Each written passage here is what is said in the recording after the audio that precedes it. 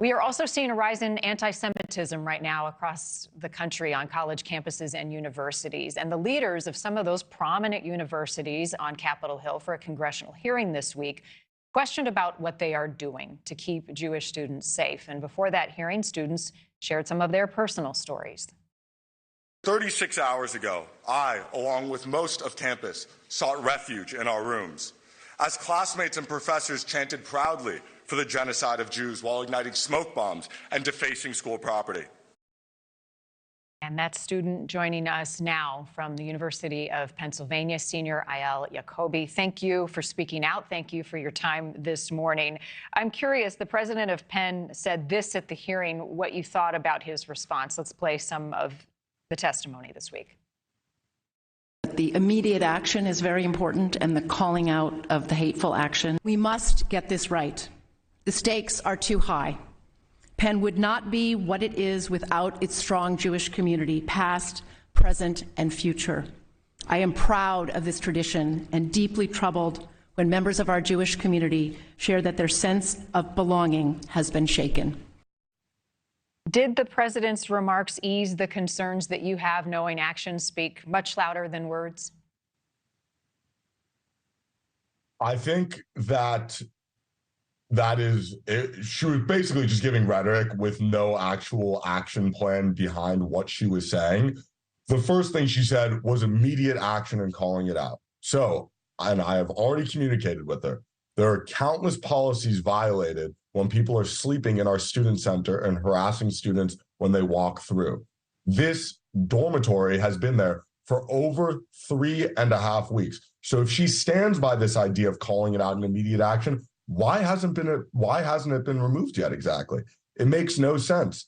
The second thing she said was, we must get it right. I wrote an article on October 10th titled Penn's Second Chance, because 3 months ago, Penn invited many anti-Semitic speakers to campus without any sort of support for its Jewish community, without disinviting any speakers, including those that support terrorism. And so I titled it Penn's Second Chance.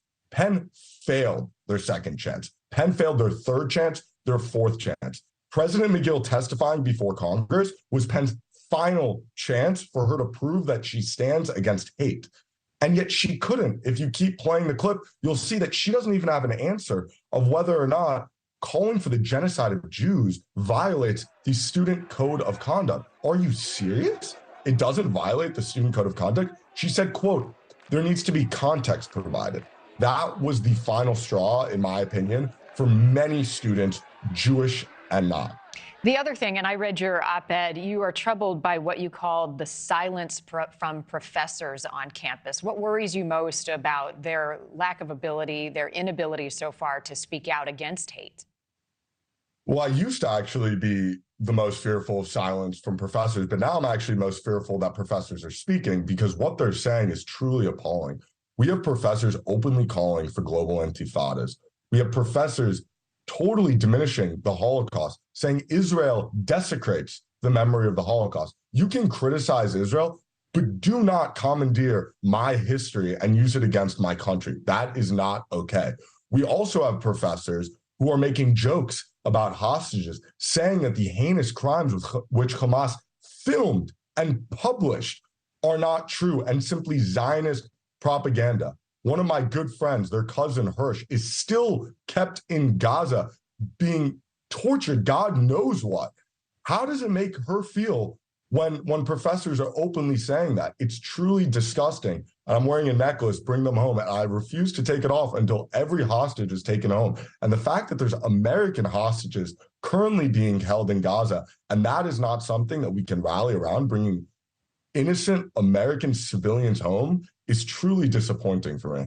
Eyal, from where you sit, what is, I know it's complicated, but what is the way forward right now, beginning with discussion, with conversation? 100%. I am always willing to sit down with anyone who disagrees with me. I pride myself on trying to listen to all the multidimensional and complicated sides of the conflict. And anyone who feels unsafe, Jewish or not, should not feel that way. And I want to make that abundantly clear.